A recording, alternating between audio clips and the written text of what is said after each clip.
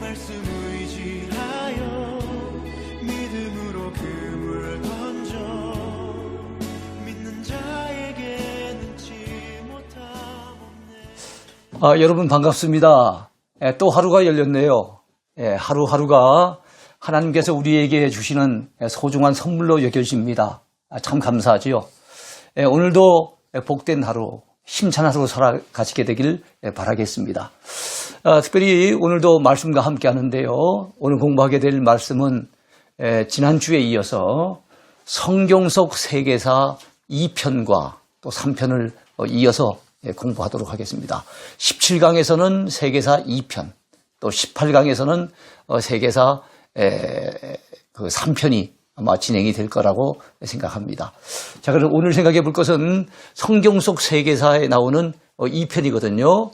지난번에 1편에서는 애굽에 대해서도 살펴보았고 아수르에 대해서도 그리고 또 바벨론에 대해서도 이렇게 살펴보았는데요. 성경 속 세계사 2편에서는 바사, 페르시아에 대해서 살펴보고 두 번째는 헬라, 그리스입니다. 그리스에 대해서 살펴보고 끝으로 로마 제국에 대해서 살펴보려고 합니다. 성경을 보는 맥락이 네 가지 있다 그랬지 않습니까? 문맥과 사맥과 경맥과 영맥. 그 가운데 오늘 공부하는 이 내용들은 사맥에 있어서 필요한 거예요. 그 당시 시대적인 역사의 배경을 알아야만 성경을 이해하는 데 도움이 많이 되기 때문에 그 기초 지식으로서 이스라엘을 에워싸고 있는 지중해 연안에 있는 여러 나라들을 또 성경 속에 나와 있는 그들의 영향력을 함께 살펴보는 것은 대단히 유익하리라고 생각합니다. 자, 그러면은 먼저 생각해 볼 나라입니다. 바사입니다. 바사. 바사는 한자로는 파사라 그러죠. 파사. 그래서 우리 성경에 나와 있는 바사라는 표현은 한자식의 표현이라 이렇게 보시면 되겠어요. 자, 일반적으로는 역사책에 페르시아라고 나와 있습니다. 페르시아 왕자. 그런 말 들어보셨죠? 현재 하면은 어느 나라겠습니까? 이란에 해당됩니다. 이란. 이 이란이라고 하는 나라는 한때는 미국하고 굉장히 친했어요. 옛날에 팔레비 왕조라고 하는 왕조가 있었는데 그 팔레비 왕조 때는 아주 대표적인 중동의 친미 국가였습니다. 그런데 1979년에 이란에서 뭐가 일어나는가 하면 이슬람 혁명이 일어났어요. 그래서 이란이라고 하는 나라가 민주주의 나라가 아니라 이슬람이 지배하는 그런 나라가 되면서 지금은 대표적인 이제 반미 국가가 되어 있습니다. 자, 메데와는 형제국이에요. 그래서 선지서 같은 데 보면 바사도 나오지만 메데라고 하는 나라가 종종 등장합니다. 바벨론을 갖다 멸망시킬 때 BC 539년도죠. 바벨론을 멸망시킬 때 이 바사가 형제 국가인 메데와 더불어 연합해서 바벨론을 쳤습니다. 그 당시에 왕이 바사에서는 고레스 왕이거든요. 이 고레스 왕이 결과적으로는 형제 나라인 메데도 병합해서 그 이후에는 메데와 바사가 나눠지는 것이 아니라 한 나라 바사가 되어져서 오늘까지 내려오고 있습니다. 이 바사라고 하는 나라는 종교 중에서도 특별히 세계 무슨 3대 종교는 아니지만 한때 영향력을 크게 끼쳤던 조로아스터교, 중국까지도 전파가 됐어요. 중국에서는 불을 숭배하는 종교라 그래서 배화교라고 이렇게 얘기를 했는데요. 바로 이 종교의 본산지입니다. 그리고 이 조로아스터교의 또 영향을 받고 영주주의적인 영향을 받아 로마 시대 때 상당히 큰 영향력을 끼쳤던 그런 종교가 있습니다. 심지어는 방탕한 길을 걸을 때 유명한 중세 초기의 성자 누굽니까? 어거스틴이 젊은 시절 방탕의 길을 걸을 때 이 마니교에 한 9년 정도 빠져 있었던 적도 있습니다. 그 정도로 영향을 끼치는 종교가 마니교지요. 교주가 마니입니다. 현재는 이슬람교의 시아파 중심지가 되어 있어요. 이 이란이라고 한 나라가. 시아파는 마호메트의 후계자를 그들은 이맘이라 그래요. 이맘이라고 하는 그 지도자를 중심으로 갖다가 움직이는 것을 시아파라 그래요. 이 시아파는 바로 이슬람교의 종교 지도자 마호메트의 후계자를 중심으로 움직여지는 이슬람교다. 이렇게 보시면 되겠습니다. 그것의 중심지가 바로 이란인 거예요. 모든 이슬람교의 그 중심이 되는 곳, 마호메트의 고향이었던 메카라고 하는 곳이 있죠. 메카. 그래서 이슬람교 교도들을 무슬림이라고 합니다만은 이 무슬림들은 메카를 향해서 하루에 5번씩 기도하는 것을 우리가 잘 알고 있습니다. 자, BC 322년에 알렉산더 대왕에게 여러분 패망을 해요. 그 당시에 유명한 또 페르시아의 왕이 있었죠. 다리우스 3세라고 하는 이 사람도 굉장히 강한 사람인데 결국에는 알렉산더 대왕한테 무릎을 꿇고 맙니다. 그러면서 페르시아가 아주 약화가 되고 그 이후에 약 300년 정도는 알렉산더와 그 후계자들에 의해서 영향을 받은 바로 헬레니즘 시대라 그래서 그리스의 영향력이 바로 그 지중해 연안에 한 300년 정도 미치게 됩니다. 자, 바벨론을 무너뜨리고 메대를 병합하며 남유다를 귀환시킨 고레스 왕. 성경에 나와 있는 가장 대표적인 바사 사람 하면 바로 이 고레스 왕입니다. 고레스 왕. 참 하나님께서 이 고레스 왕의 마음을 감동시켜 주셨어요. 고레스 왕이 나타나기 오래전에 이미 이사야 선지자는 이사야서를 통해서 고레스의 왕 이름을 2번이나 언급하고 있는 것을 보면 참 성경의 예언자들이 얼마나 정확하게 예언했는가 하는 것을 알 수 있어요. 뭐 그들의 힘이겠습니까? 하나님이 알려주시고 깨우쳐 주시니까 그게 예언을 한 거겠죠. 그 다음에 다리오 왕. 다리오 왕이 또 유명합니다. 또 에스더를 왕비로 삼은 아하수에로 왕. 아하수에로 왕의 왕비가 바로 에스더 아니겠습니까? 다음에 에스라와 느헤미야를 도와준 아닥사스다 왕. 다 이게 바사 왕들인 거예요. 또 다니엘을 신임한 메대인 다리오 왕.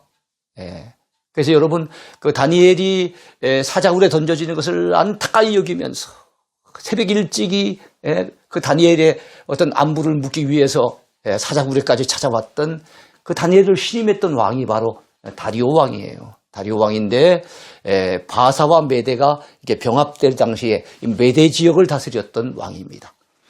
그 다음에 하만 총리, 아까 아하수에로 왕의 왕비가 에스더였던 것처럼 아하수로 왕의 그 밑에 총리 역할을 했던 사람이 누군가 하면 하만이에요.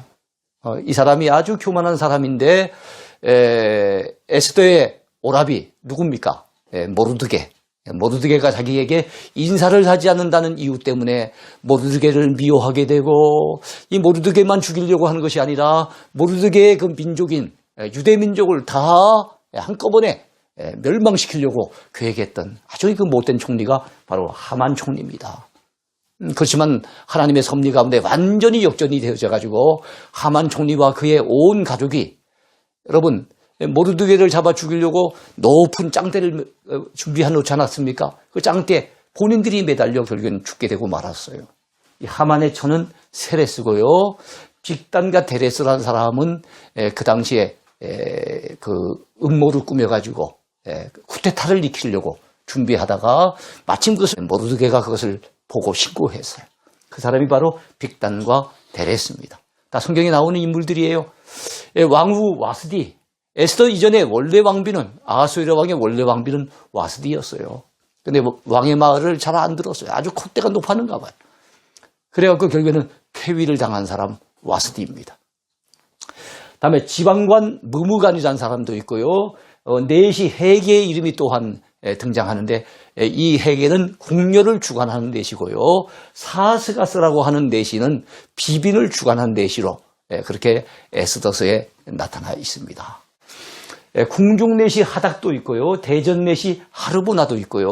이런 인물들이 바로 페르시아 그 어떤 역사적인 배경을 가진 그런 인물들이고 성경에 등장하는 바사 사람들이다. 이렇게 보시면 되겠습니다.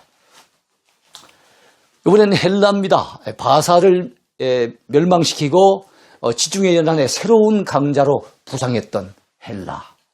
그 헬라가 세계사 속에 아주 강자로 부상하는 데 있어서 큰 영향력을 끼쳤던 인물은 바로 알렉산더 대왕입니다. 헬라는 한자 표기로는 시랍이라고도 해요. 시랍. 그래서 헬라어를 시라보 이렇게도 얘기하죠. 현재 그리스를 가리킵니다. 자, 이 헬라라고 하는 나라는 여신 헬렌에게서 왔어요. 여러분 그리스 하면은 신화가 유명하잖아요. 그것이 로마까지 영향을 끼쳐가지고 나중에 로마 신화도 유명하지 않습니까? 예, 가장 높은 신이 뭡니까? 그리스 신화에서는 제우스 신이에요. 주된 신입니다. 그것이 이제 로마 신화 가면 주피터가 되지 않습니까? 자, 그런데 이 제우스 신의 그 아내가 되는 여신이 있어요. 그 여신이 바로 헬렌입니다. 헬렌. 자, 수많은 도시국가, 이 폴리스로 구성된 헬라지요. 이 헬라는 이 아테네와 스파르타와 테베가 맹주자리를 놓고 대결했어요. 그러니까 처음에 이 헬라라고 하는 나라는 하나의 연합된 나라로 갖다 발전한 것 같지 않아요. 다 도시국가, 이 폴리스라고 합니다. 이 도시국가로 발전하다가 나중에 하나의 그리스가 된 것은 언제 때입니까? 알렉산더가 전 그리스를 갖다가 하나로 연합시켜버린 거예요. 그 가운데 가장 대표적인 것이 아테네예요. 아테네.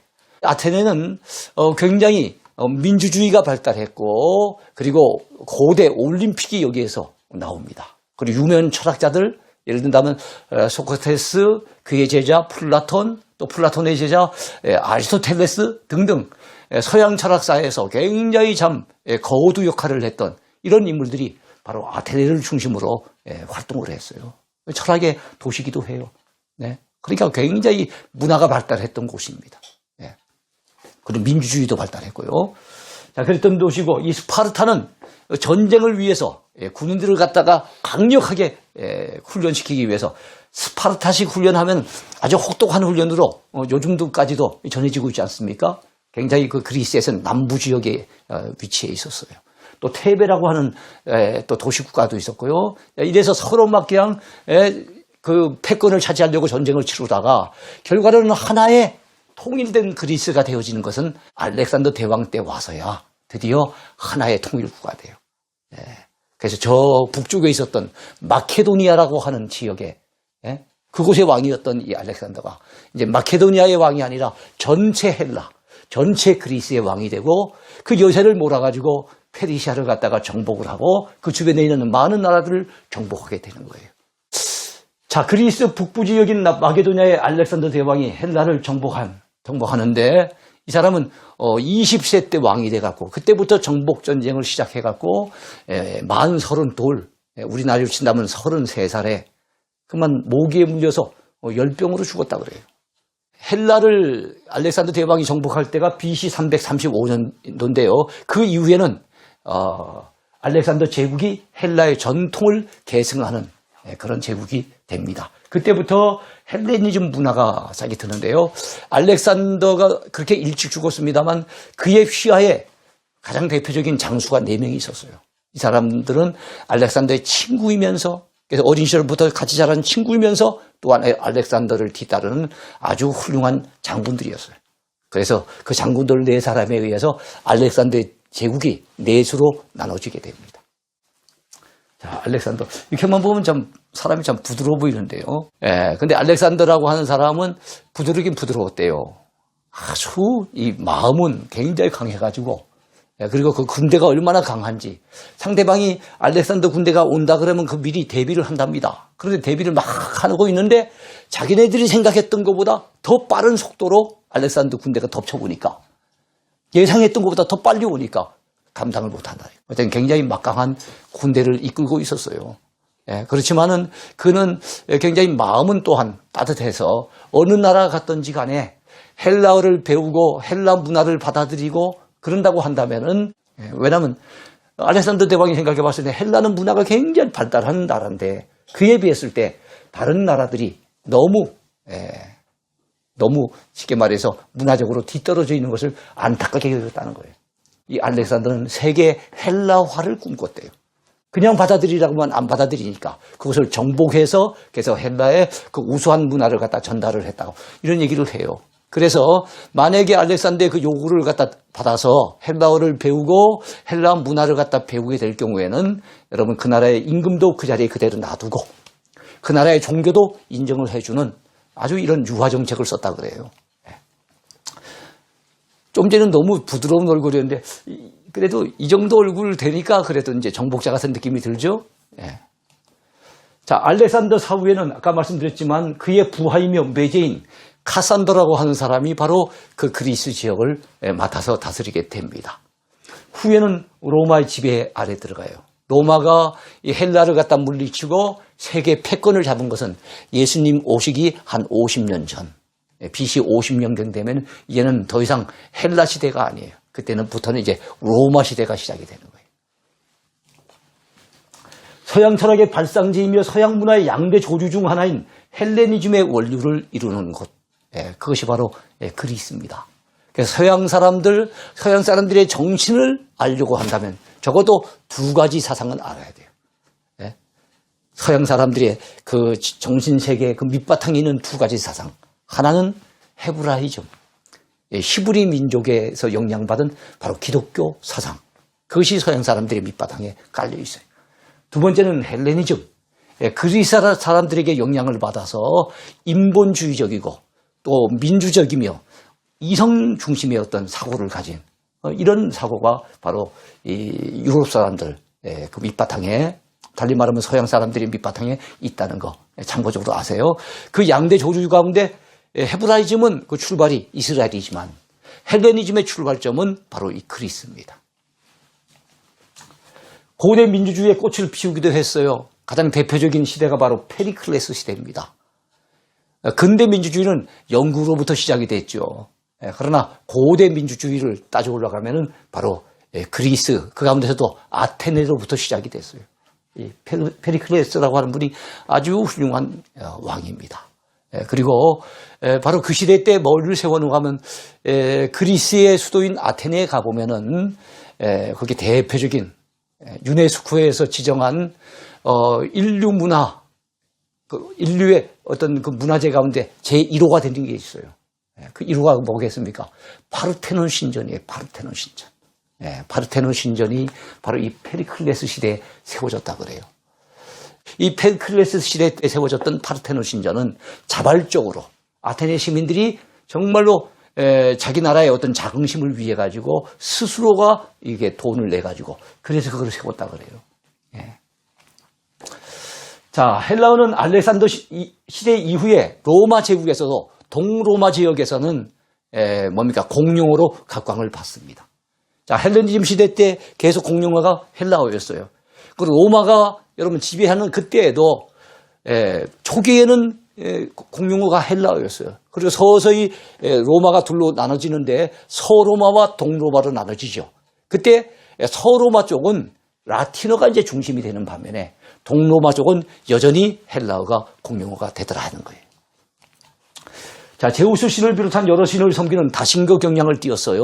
그리고 기독교적인 종교적인 색채를 따진다면 그리스 정교회의 중심지가 되어 있습니다. 이 정교회란 말은 정통교회 이런 뜻이겠죠. 그리스 정교회는 교리적인 거는 오히려 개신교 쪽에 더 가깝고, 그 다음에 의식을 갖다가 한다든지 이런 어떤 진행하는 어떤 미사라든가 이런 것들은 보면 또 로마 가톨릭 쪽에 좀 더 가깝습니다. 어쨌든 그리스 정교회 중심지가 바로 이 그리스예요. 거기에서 북쪽으로 올라가서 러시아로 들어가면 러시아 정교회, 불가리아 들어가면 불가리아 정교회, 그 다음에 루마니아 들어가면 루마니아 정교회, 이런 식으로 해갖고 정교회가 많이 퍼져나가요. 심지어는 아프리카, 이디오피아 같은 데 같으면 바로 이디오피아 정교회도 이렇게 그리스 정교회에서 영향을 받은 겁니다. 자, 그 다음에 알렉산드리아와 빌립보는 각각 알렉산더와 그의 부왕 빌립의 이름을 딴 도시예요. 그래서 알렉산드리아, 빌립보, 이 알렉산더 이름을 딴 게 알렉산드리아. 로마 제국 당시에 한 100만 명이 모였다 그러거든요. 로마 제국의 수도인 로마가 100만 명, 알렉산드리아가 100만 명 정도 됐다 그러니까 굉장히 큰 도시라 보면 되겠죠. 빌립보는 알렉산드리아 왕의 아버지의 이름이 빌립이었어요. 필립인데 그래서 딴 것이 빌립보입니다. 이번엔 로마를 보겠는데 로마는 인류 역사상 최대 제국을 이룬 나라라고 보면 됩니다. 제국의 이름도 로마, 그 수도의 이름도 로마. 지금 이탈리아의 수도가 되어 있는 로마, 현재도 그 수도가 이탈리아는 로마가 되어 있죠. 자, 로마 제국의 이름은 그 조상의 이름에 따왔어요. 로물루스라고 하는 그들의 조상. 원래 쌍둥이였어요. 쌍둥이였는데 버려진 이 쌍둥이가 암늑대의 젖을 먹으면서 자라나요. 근데 결과적으로는 이 로물루스가 또 다른 어떤 형제, 레무스라고 하는 자기 쌍둥이 형제를 갖다 죽입니다. 죽이고 결국은 자기가 로마 제국의 조상이 되는 거죠. 이 로마 제국의 중심지는 오늘날의 이탈리아입니다. 한자로 쓴다면 이태리라 그러죠. 이태리.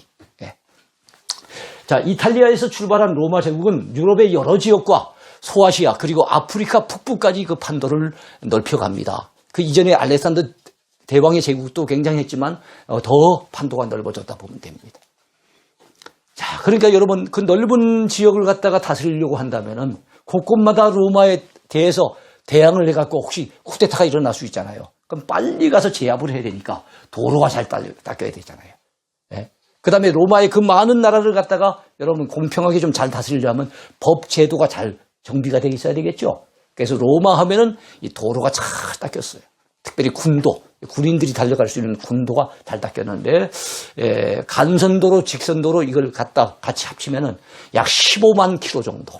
도로를 한 15만 킬로 정도 닦았대요. 도로 공사 구이는 장면인데요.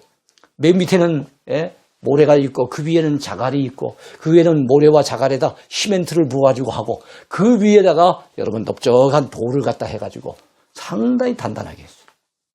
여러분 이게 2000년 된 로마의 군도인데 아직까지 멀쩡히 남아있는 부분이 있어요. 아직까지도 2000년이 지났는데도 멀쩡한 로마의 도로 보잖아요.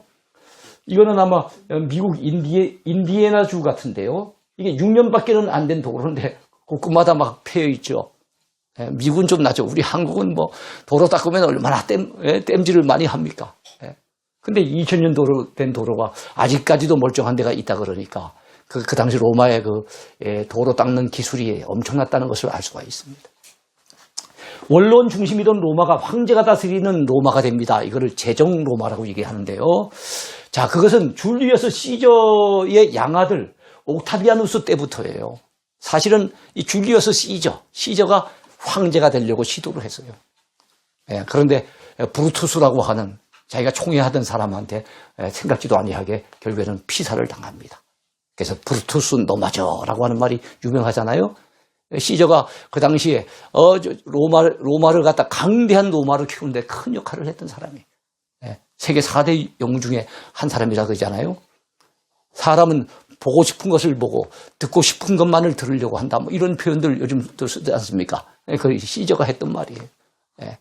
자, 그런데 시저를 줄리어스 시저 이게 영어식 표현이에요.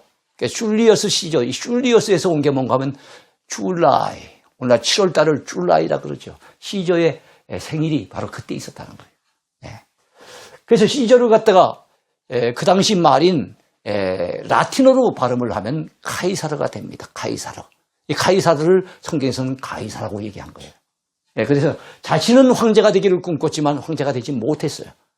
근데 그가 양자로 키웠던 양아들 옥타비아누스가 결과적으로는 여러분 첫 번째 황제가 됩니다. 그래서 그 사람을 가이사 아구스토라 그러는데요. 이 가이사 아구스토는 예수님의 탄생할 당시의 황제예요.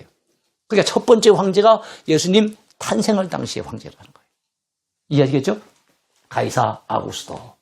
그래서 이 아우구스투스예요. 존엄자라고 한 뜻인데 원로원에서 당신은 로마를 다스려 주세요. 당신은 존엄한 자입니다. 이래가지고 붙여진 별칭이 아구스토입니다. 이 아구스토에서 온 것이 8월 달이에요. 오거스트라 그러고 8월을 오거스트라 그러죠. 이 사람의 생일이 8월에 있었다고 그래요.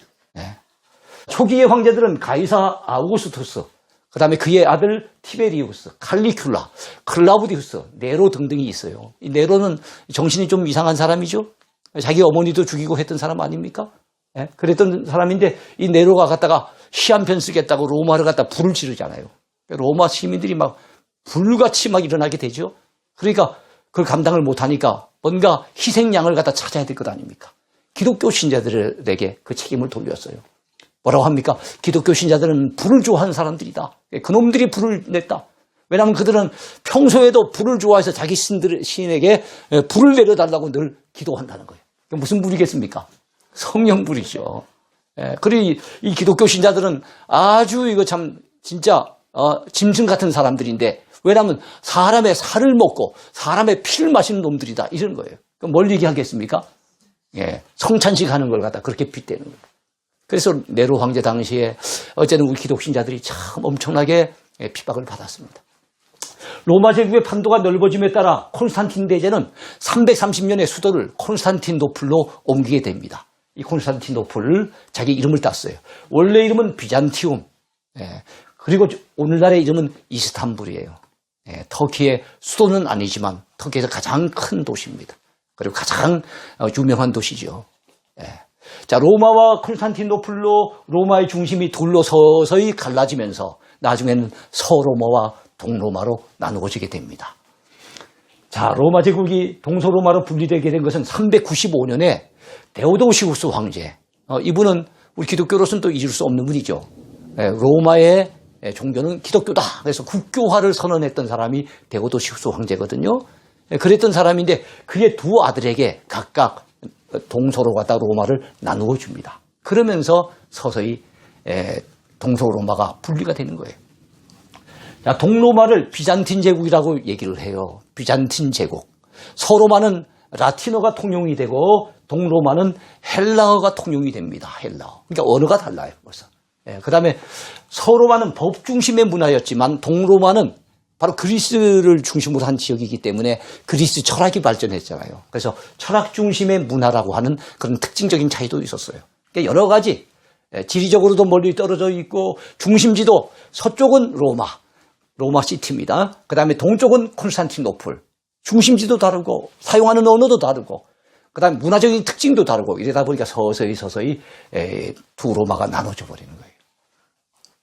자, 동서로마의 정치적 분리는 서서히 동서교회의 분리를 가져갔는데 1054년에 완전히 동서교회가 분리가 됩니다. 그래서 동쪽에 있는 기독교를 그리스 정교회, 서쪽에 있는 기독교를 로마 카톨릭 교회 이렇게 분리가 되는 거예요. 자, 그리스의 다신교적 신화의 영향을 받았기 때문에 로마도 초반에 로마 신화가 유명했잖아요. 로마 신화에 밑바탕이 있었어요. 거기다가 자기 임금인 그 당시 황제를 갖다가 신격화시켜가지고 섬기도록 했어요. 그러다 보니 이거를 따르지 아니한 기독교에 대해서 얼마나 핍박이 심했는지 몰라요. 그 가운데 10대 박해가 가장 유명한데 222년 동안 무려 222년 동안 여러분 박해를 당합니다. 그러나 기독교 박해 시대의 성도들이 동굴 무덤을 카타콤이라 하죠. 그곳에 숨어서라도 여러분 믿음을 지켜냅니다. 기독교 신자를 상징하는 물고기 문양인 익투스가 여러분 그 무덤 가운데서 종종 발견이 되지요. 그 익투스 교인들의 처절한 고백이 담겨져 있는 거예요. 익투스가 바로 물고기라고 하는 뜻이거든요. 거기에 지금 5자가 지금 있지 않습니까? 이 헬라어인데 이 헬라어 5자는 바로 예수스 크리스토스, 그건 예수 그리스도란 말입니다. 이해하시겠죠? 그 다음에 이건 데오스, 하나님이란 말이에요. 휘오스, 아들이란 말이거든요. 그 다음에 소테르, 이거는 구세주, 구원자 이런 뜻이에요. 그래서 예수 그리스도는 하나님의 아들이시며 우리의 구원자십니다 라고 하는 비밀스러운 기독교 신자들끼리만 통하는 바로 신앙 고백이 그 속에 담겨 있는 거예요. 자, 콘스탄틴 대제가 제국의 운명을 걸고 막센티우스라고 하는 사람의 그 군대와 로마 근교의 밀비우스 다리에서 전투가 벌어져요. 그러니까 로마의 패권을 누가 잡느냐 해갖고 이 두 사람이 콘스탄틴과 막센티우스, 그래서 전쟁이 벌어지는데 그 전쟁 바로 직전에 하늘에서 내리쬐는 태양빛이 십자가 모양으로 나타나는 거예요. 그 십자가 문양이 보이면서 그 속에서 이것을 들고 나가서 싸워서 승리하라라고 하는 목소리가 들린 거예요. 그 소리를 듣고 원래는 사자 문양의 깃발을 들고 나가서 싸웠는데 콘스탄틴 대제가 여러분 십자가 깃발을 들고 그 전쟁에 나가요. 그리고 대성을 거둡니다. 그러면서 그가 감동을 받아 나는 이제는 세례받고 기독교 신자가 돼야 되겠다 라고 생각을 하고 313년에 기독교 신앙을 갖다가 인정해주는, 누구든지 기독교 신앙을 가져도 좋다 인정을 해주는 밀라노 칙령을 내립니다. 참 313년은 기독교 역사상 또 잊을 수 없는 해예요. 기독교가 공적으로 인정을 받는 거예요. 그 황제가 누굽니까? 콘스탄틴. 영어식 발음 콘스탄틴인데, 라틴식 발음한다고 어떻게 되겠습니까? 콘스탄티누스 황제. 이렇게 볼 수 있어요. 그 다음 데오도시우스 황제. 이분은 392년에 기독교를 국교화했던 분이에요. 그때부터 기독교가 국교가 됩니다. 자, 타락해가던 서로마는 476년에 게르만의 용병대장. 우리 게르만족 하면은 유럽의 약간 북쪽이죠. 독일 사람들을 게르만족이라 그러잖아요. 예, 사실 로마 제국은 유럽의 남쪽, 이탈리아를 중심으로 한 거니까 유럽의 남쪽에서 출발한 게 로마 제국이에요. 유럽의 북쪽에 있는 이 게르만족이 훈족이라고 하는데 공격을 받아갖고 점점 남하하면서 결과적으로 로마를 갖다 치는데 그 전까지만 해도 로마는 막강했죠. 근데 점점 타락하고 부패하고 하다 보니까 로마가 점점 약해졌을 때 결과적으로는 476년에 바로 오도아케르가 이끄는 그 군대, 게르만의 군대에 의해서 패망을 당합니다. 그런데 여러분, 이 게르만족은 특별히 믿는 신이 없었어요. 그래서 정치적으로는 여러분 로마를 갖다 지배하고 멸망을 시켰지만 종교는 기독교를 그대로 받아들이게 되는 거예요. 그래서 로마 가톨릭이 그대로 유지가 될 수 있었어요.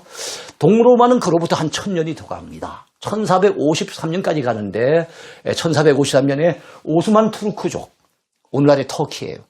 터키. 근데 원래 어디서 왔느냐 하면 중국 근방에 있었던 돌골족이에요. 투르크족, 돌골족인데 이들이 중국에서 밀려나가지고 점점 동쪽으로 가다가 결국엔 터키 지역에 있는 동로마를 갖다가 공격해서 멸망을 시킵니다. 그래서 오늘날의 터키를 이루는 거예요. 그러니까 터키의 땅덩어리는 오래됐지만 터키에 지금 살고 있는 사람들, 그 사람들이 그곳에 지배하게 된 것은 이제 한 500년밖에 되지 않아요. 성경에 등장하는 로마 황제는 가이사 아구스토, 그 다음에 그의 아들 디베료, 예수님 탄생 당시, 디베료는 예수님께서 공생의 기간 동안 활동할 당시의 황제 디베료, 티베리우스입니다. 그 다음에 유대인 추방령을 내렸던 글라우디오 같은 사람이 있어요. 성경에 등장하는 로마 총독도 많죠. 본디오 빌라도가 가장 대표적입니다. 폰티우스 필라테스, 자 벨릭스, 베스도 등등이 있고요. 자 그리고 로마 제국 당시에 유다 나라를 통치했던 분봉왕이라 그러죠. 헤롯입니다. 헤롯. 원래 에돔 출신인데 여러분 유대 나라를 로마의 황제의 어떤 신임을 받아서 유다 나라를 다스리게 돼요. 헤롯 대왕, 2살이의 아이를 모조리 죽였던 헤롯 대왕이에요. 그의 아들 헤롯 안티바스, 예수님이 여우라고 지칭해서 하셨었죠. 예수님 십자가 지실 당시의 헤롯입니다. 그 다음에 헤롯 아그리빠 1세, 헤롯 아그리빠 2세 등등이 성경에 등장하는 헤롯 가문의 왕들입니다. 벨릭스 총독에게 바울과 관련된 편지를 보낸 사람이 있어요. 성경에 유일하게 천부장이라고 하는 사람이 또 등장하는데 천부장 클라우디오 루시아. 그러니까 로마 병정들 1000여 명을 다스리는 천부장이죠. 성경에 천부장은 자주 등장하지 않습니다만 백부장은 많이 등장합니다. 요즘으로 친다면 한 중대장급 되겠죠. 100여 명의 군사들을 이끄는 백부장. 그 가운데 믿음 좋은 백부장으로 주님 앞에 칭찬받은 가버나움의 백부장이 있어요. 이만한 믿음을 내가 이스라엘 가운데 만나보지 못했노라고 칭찬받은 가버나움의 백부장. 그 다음에 십자가 밑에서 신앙 고백을 멋지게 했던 백부장도 있죠. 이는 진실로 하나님의 아들이었도다. 그는 고백했어요. 또 베드로를 자기 집에 초청해서 어떻게 보면 가정 부흥회를 갖다 열어달라고 부탁을 했던 가이사랴의 백부장이 있었습니다. 고넬료입니다. 고넬료. 온 가족이 성령의 충만한 은혜를 경험하게 됐죠. 자, 사도 바울의 압송 책임을 맡았던 백부장도 있는데요. 율리오 같은 사람들. 우리가 다 기억해야 될 로마 군인들입니다. 성경에 등장하고 있는 인물들이에요. 여러분, 저희들이 2년 전에 성지순례 갔을 때 찍었던 사진 가운데 하나인데요. 가이사랴라고 하는 곳에서 찍은 바로 비문입니다. 비문. 무슨 비문인가 하면 본디오 빌라도, 과연 예수님을 십자가에 못 박게 했던 본디오 빌라도가 실제 인물이었는가? 성경에는 나오지만 역사 속에는 없었던 인물인가? 여기에 대해서 비판적으로 또 제기하는 사람들이 있잖아요. 그런 사람들에게 아주 좋은 답이 되는 거죠. 비문이 발견됐는데 아마 1961년도 발견되는 거 얼마 그리 오래되지 않았어요. 근데 여기에 폰티우스 필라테스, 본디오 빌라도의 이름이 선명하게 나와 있는 거예요. 그리고 디베리우스, 디베리오 가이사, 그야말로 그 당시에 로마 황제, 예? 이 사람을 갖다가 본디오 빌라도를 총독으로 임명했던 황제 이름까지 나와 있는 거예요. 자, 이 비문을 한번 볼까요? 로마 황제 이름과 필라테스, 빌라도의 이름이 같이 등장하고 있습니다. 예. 자, 여기까지 우리가 살펴봤습니다만 오늘은 시간이 좀 길어졌지요. 성경에 보면 때가 참에 그리스도께서 여자의 몸에서 나셨다는 말씀이 있어요. 때가 찼어요. 하필이면 로마 시대 때 그 당시에 예수님이 탄생하실 이유가 뭘까요? 하나님이 어떤 뜻과 섭리가 있어서 그 당시에 예수님을 이 땅에 보내셨을까요?